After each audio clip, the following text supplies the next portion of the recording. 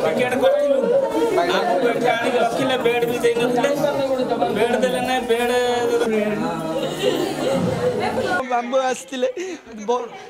मामू को देह टिके खराब होता सी आसते 11 बजे डॉक्टर किसी देखिले सालाइन इंजेक्शन देदेले जी अधिका क्रिटिकाल आप कटक रे फोन करी रखी डॉक्टर समिति डॉक्टर नुहति गोटे गोटे जम मामू आम जब कर फॉरेस्ट डिपार्टमेंट 8:46 टिकेट काटिक आसलु आमको बेड किसी दि जाए नथिला तले आम शोई रही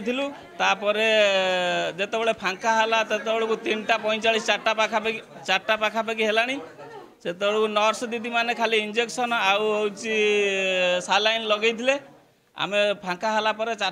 3:45 पर गोटे बेड को आसलु बेड को आसला सार आसिले 5:58 जाकि सी टेस्ट कर देखिले जे आम ये पारू ना कटक को रेफर करा जाऊ कटक रेफर कहला बेलू 6टा बाजिला से आणिक आम ये बसईचु से पेसेंटर कंडीशन बहुत सीरीयस से कहले टाइम से 6टा हम से ऑक्सीजन लगेले सालाइन लगेले अन्य टेस्ट कले कहले से आम आम कटक भी नहीं जाई पारिबो ना संभव हो पारना एतिकी आम भाई की केमती आम न्याय पाइबू एतिकीटा हूँ आम हाथ जोड़ी ये करछु।